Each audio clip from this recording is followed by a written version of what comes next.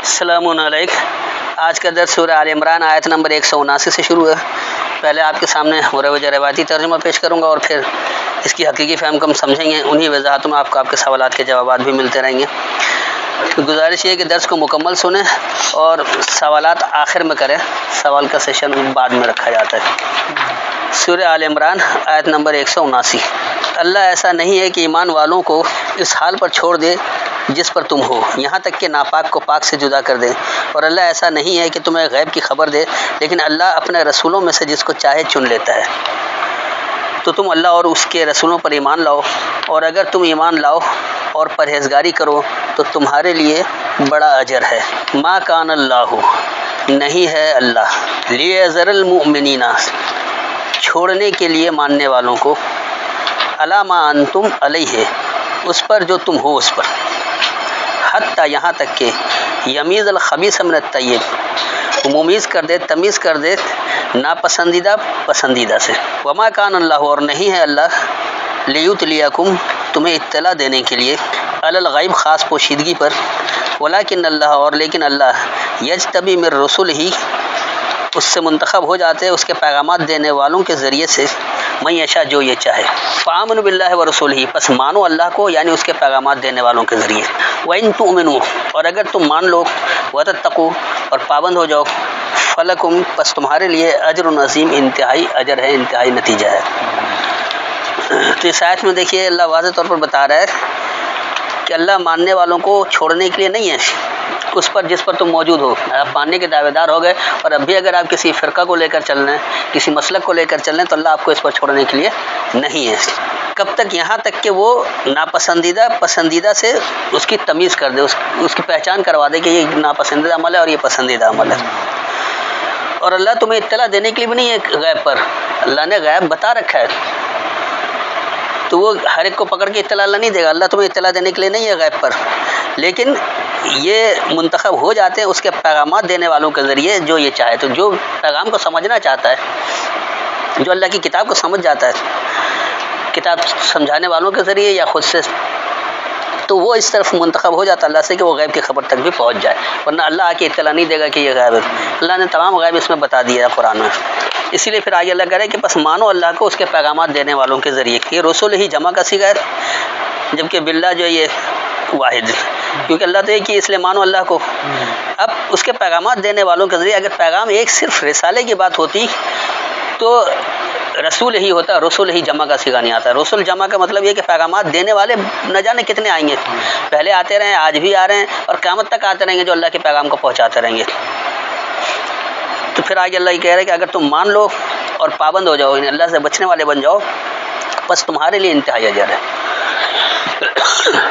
اور وہ لوگ ہرگز یہ خیال نہ کریں جو اس مال میں بخل کرتے ہیں جو اللہ نے اپنے فضل سے انہیں دیا کہ وہ بہتر ہے ان کے لیے، بلکہ ان کے لیے برا ہے جس مال میں انہوں نے بخل کیا۔ ان قریب قیامت کے دن طوق بنا کر پہنایا جائے گا، اور اللہ ہی وارث ہے آسمانوں کا اور زمین کا، اور جو تم کرتے ہو اللہ اس سے باخبر ہے۔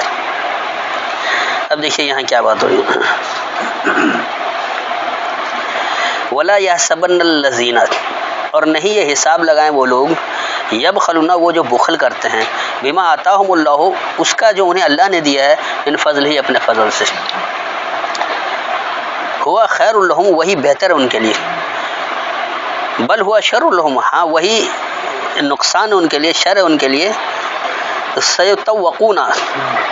جلد وہ جکڑے جائیں گے، ما بخلوا بھی، جو انہوں نے بخل کیا اس کتاب کے ذریعے، یوم القیامہ، قائم ہونے والے دورانیے کو۔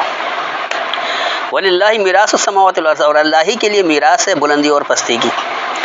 واللہ بما تعملون خبیر، اور اللہ اس کو جو تم عمل کرتے ہو خبر رکھنے والا ہے۔ اس آیت میں اللہ واضح طور پر بتا رہا ہے کہ جو لوگ بخل کرتے ہیں، اور کس پر بخل کرتے ہیں؟ جو اللہ نے انہیں اپنے فضل سے دیا ہوا، اللہ کا سب سے بڑا فضل اس کی کتاب کی صورت میں موجود ہے، اس میں بخل کر رہے ہیں، یعنی کہ اس میں چھپا رہے ہیں کہ اللہ کیا احکامات دے رہے ہیں، نہیں جی احکامات سمجھنے کے لیے فلاں کتاب اٹھاؤ، فلاں کتاب اٹھاؤ، سیدھی سیدھی اللہ کی کتاب دے دو، اس میں بخل کیا کرتے ہو، یہ اللہ کی کتاب، یہ اس کی آیت ہے، یہاں سے دیکھ لو، یہاں سے سمجھ لو۔ تو اللہ نے اپنے فضل سے جو کچھ دے رکھا ہے، اس میں یہ لوگ جو لوگ بخل کرتے ہیں، تو یہ وہ حساب نہ لگا لیں کہ ان کے لیے وہی بہتر ہے۔ جو بخل کرتا ہے اس کے لیے بہتر نہیں ہے، جو بخل نہیں کرے گا اس کے لیے بہتر ہے۔ تو جو لوگ بخل کرتے ہیں ان کے لیے کیا ہوگا کہ وہی ان کے لیے بدتر ہو جاتا ہے، وہ ان کے لیے شر ہو جاتا ہے، شرارت ہو جاتا ہے. اور قائم ہونے والے دورانیے میں جلد وہ جکڑے جائیں گے جو انہوں نے اس کے ذریعے بخل کیا، کیونکہ حساب کتاب کا دن جو ہے اسی دن وہ تو جکڑے جائیں گے جنہوں نے قرآن سے بخل کیا. اور بلندی اور پستی کی میراث اللہ کے لیے، کیونکہ یہ بلندی اور پستی کا معیار اللہ نے بنا رکھا ہے، اس کو کوئی تبدیل نہیں کر سکتا. تو یہ میراث تو اللہ کے لیے، اور اللہ اس کی جو تم عمل کرتے ہو خبر رکھنے والا، اللہ سے کچھ پوشیدہ نہیں، اسی کے مطابق اللہ نتیجہ دے گا. البتہ اللہ نے ان کی بات سن لی جن لوگوں نے کہا کہ اللہ فقیر ہے اور ہم مالدار ہیں، جو انہوں نے کہا، اور ان کا نبیوں کو ناحق قتل کرنا اب ہم لکھ رکھیں گے اور کہیں گے چکھو جلانے والا عذاب. اب دیکھیں یہاں کیا بات ہے. لقد سمع اللہ، یقیناً اللہ نے سن لیا،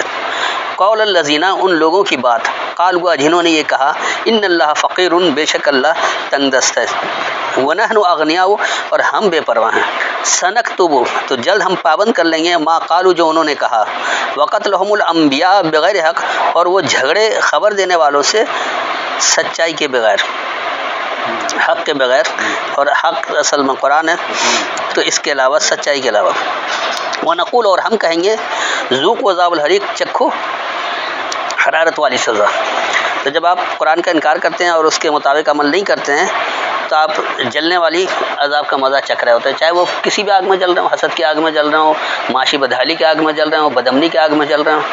تو یہ جو آگ میں جل رہے ہیں یہ صرف اس لیے کہ آپ نے خبر دینے والوں کا بھی سچائی کے علاوہ انکار کر دیا. آپ نے سچائی سمجھنے کی کوشش ہی نہیں کہ نہیں بس خالص بات ہمیں سننا ہی نہیں ہے، انکار کر دیا، ان سے جھگڑ پڑے. تو پھر اللہ انہیں کہتا ہے کہ اب چکھو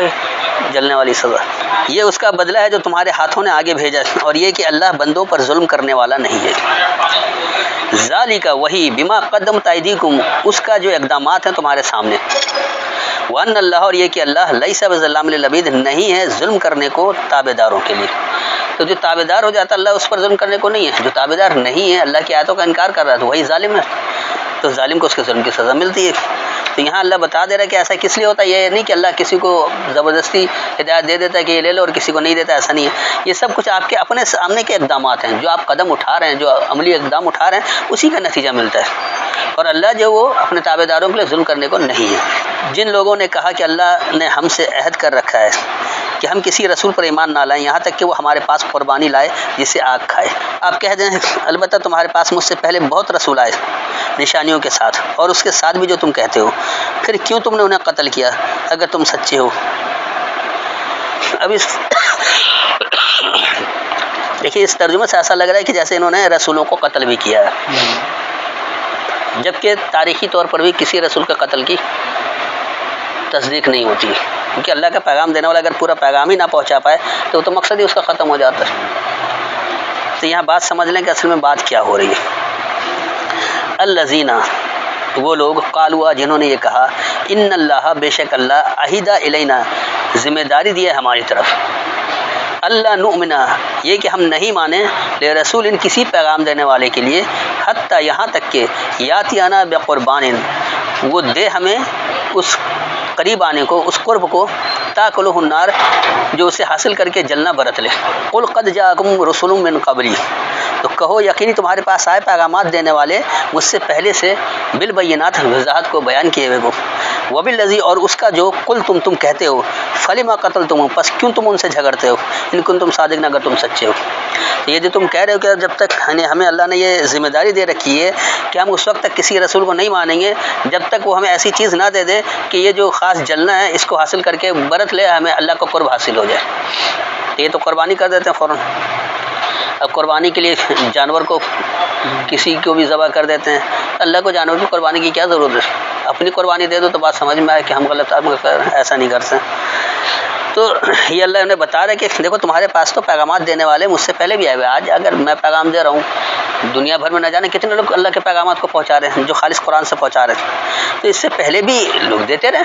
آتے رہے. اور جو تم کہہ رہے ہو کہ اس جلنے سے ہمیں نکال دے، تو وہ جلنے سے نکالا بھی، جب آپ نے عمل کیا اس کے مطابق تو اس غلط معاشرے سے نکل کر ترقی تک پہنچے بھی ہیں. تو پھر تم کیوں اب جھگڑ رہے ہو اگر تم سچے ہو؟ اگر تم سچے ہو، تم چاہتے ہو واقعی اللہ کا قرب حاصل ہو جائے، اس جلنے سے نجات حاصل ہو جائے، تو آؤ جو اللہ احکامات دے رہا ہے اس کے پابند ہو جاؤ. کیوں اس میں ملاوٹ کرتے ہو؟ کیوں اس میں غیر اللہ کے کلام کی ملاوٹ کر کے عمل کر رہے ہو؟ وہ کام نہیں کرو، قرب حاصل ہو جائے گا۔ اچھا، اس کے بعد پھر اگر وہ آپ کو جھٹلائیں تو البتہ جھٹلائے گئے ہیں آپ سے پہلے بہت سے رسول جو آئے کھلی نشانیوں کے ساتھ اور صحیفے اور روشن کتاب لے کر۔ فَإِن كَذَّبُوكَ، پس اگر یہ تمہیں جھٹلا رہے ہیں، فَقَدْ كُذِّبَ رُسُلٌ مِّن قَبْلِكَ، پس یقینی جھٹلائے گئے پیغامات دینے والے تم سے پہلے سے۔ تو اگر آج تم خالص قرآن کی بات کریں تمہیں لوگ جھٹلا رہے ہیں تو یہ کوئی نئی بات نہیں ہے۔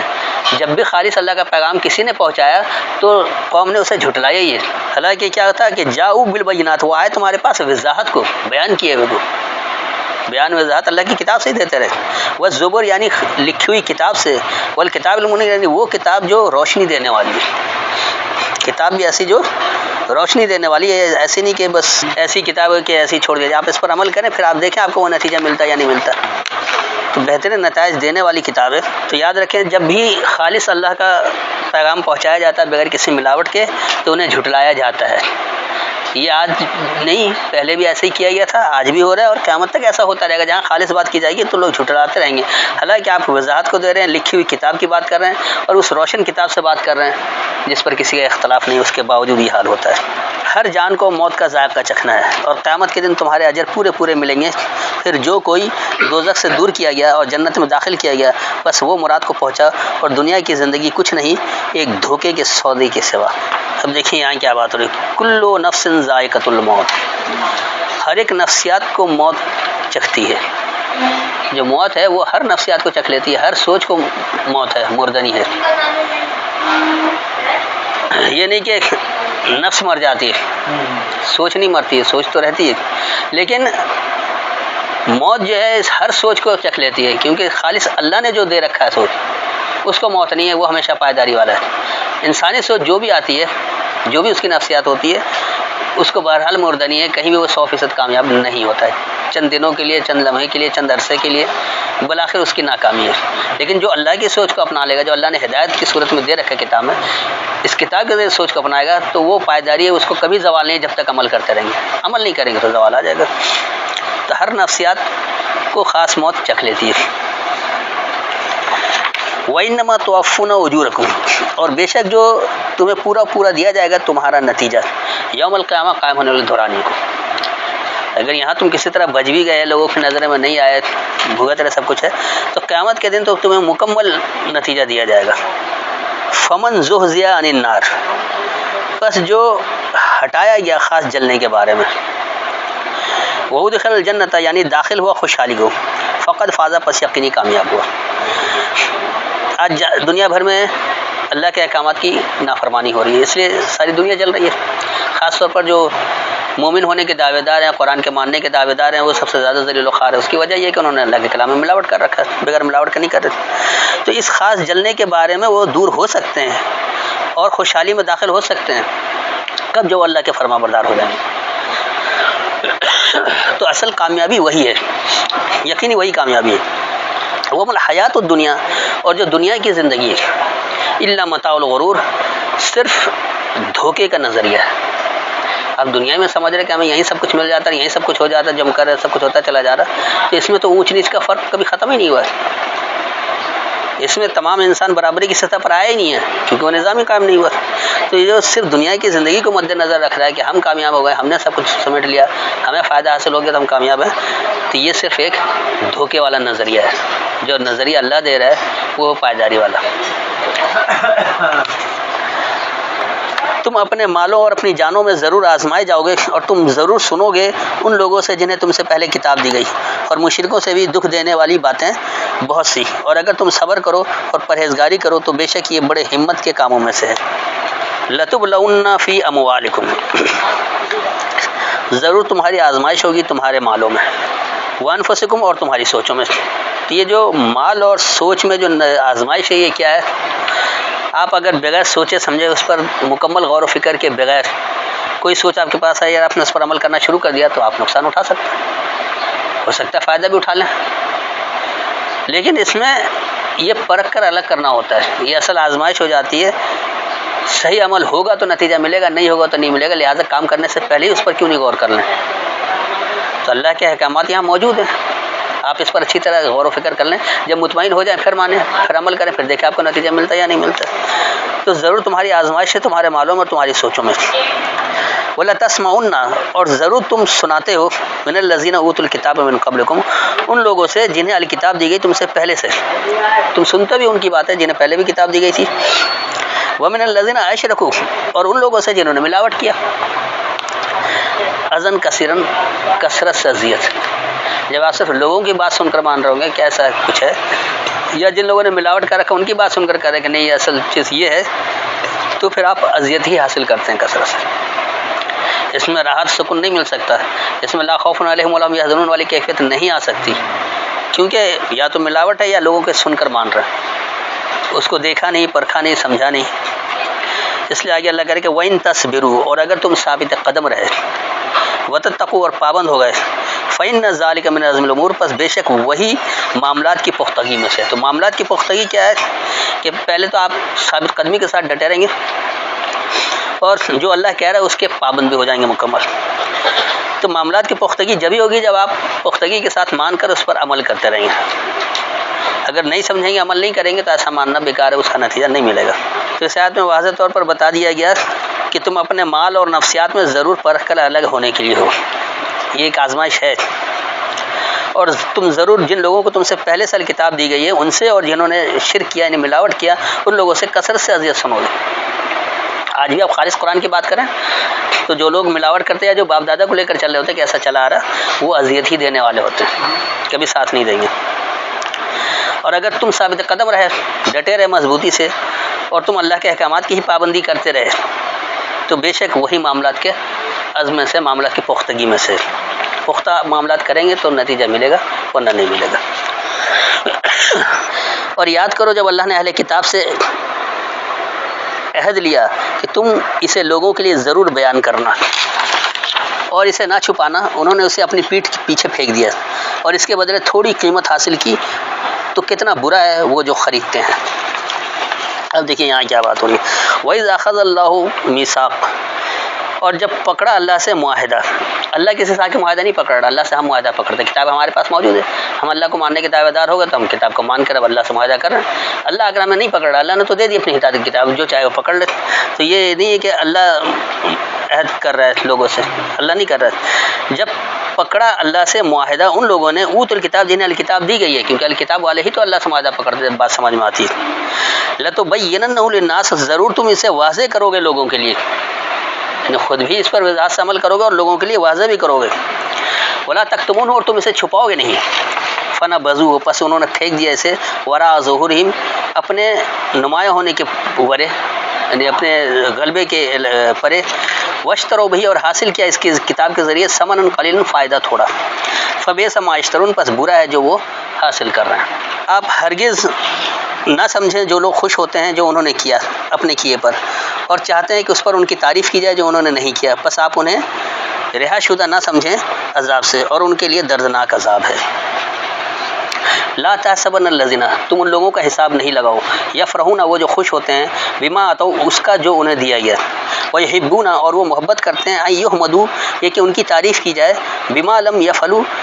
اس کا جو انہوں نے فعل نہیں کیا، فلا تحسبنہم پس تم ان کا یہ حساب نہیں لگاؤ بمفازۃ کہ وہ کامیابی کو ہیں، من العذاب سزا سے، ولہم عذاب علیم ان کے لیے دردناک سزا ہے۔ تو یہاں اللہ نے واضح طور پر بتا دیا کہ تم ان لوگوں کا حساب نہیں لگاؤ جو خوش ہوتے ہیں اس پر جو انہوں نے دیا گیا ہے، اور وہ پسند کرتے ہیں کہ ان کی تعریف کی جائے کہ وہ اچھے کام کر رہے ہیں، اور انہوں نے وہ کیا ہی نہیں جو اللہ بتا رہا ہے، تو ان کا حساب یہ مت لگاؤ کہ وہ سزا سے چھٹکارا حاصل کر چکے ہیں، ان کے لیے دردناک سزا ہے۔ اور اللہ کے لیے بادشاہت آسمانوں کی اور زمین کی، اور اللہ ہر شے پر قادر ہے۔ وَلِلَّهِ مُلْكُ السَّمَاوَاتِ وَالْأَرْضِ اور اللہ ہی کے لیے اختیار ہے بلندیوں اور پستی کا، بلندی اور پستی کا جو معیار ہے وہ اللہ کے اختیار میں ہے، ہمارے آپ کے کہنے سے کوئی بلندی پر نہیں لے جائے گا، کوئی پستی پر نہیں لا سکتا، وہ معیار وہ پیمانہ اللہ نے مقرر کر رکھا ہے۔ واللہ علی کل شیء قدیر اور اللہ ہر ایک شے پر پیمانہ دینے والا ہے، ہر ایک شے کا پیمانہ اللہ نے دے رکھا ہے، ہم اور آپ کسی پیمانے کو تبدیل کر ہی نہیں سکتے۔ تو اس لیے یہاں اللہ نے واضح طور پر بتا دیا کہ اللہ ہی کے لیے اختیار ہے بلندیوں اور پستی کا، اور اللہ ہر ایک شے پر پیمانہ دینے والا ہے۔ تو آپ اللہ کے پیمانے کو سمجھیں گے، اس کے احکامات کو سمجھیں گے، اس کی فرما برداری اختیار کریں گے تو آپ کو وہ نتیجہ ملے گا، اگر نہیں کریں گے، نہیں سمجھیں گے تو یاد رکھیے سزا سے دو چار ہونا ہی ہونا ہے، اس سے آپ کو کوئی نہیں بچا سکتا، اب چاہے وہ عذاب علیم ہو، عذاب عظیم ہو، یا عذاب الحریق ہو، کوئی سا بھی وہ مختلف کیٹیگریز ہے، جیسا عمل کرے اس کے حساب سے آپ کو نتیجہ ملتا رہے گا۔ تو بس آج کا درس یہیں تک رکھتے ہیں، اب جو سوال کرنا وہ کر سکتے ہیں۔ السلام علیکم۔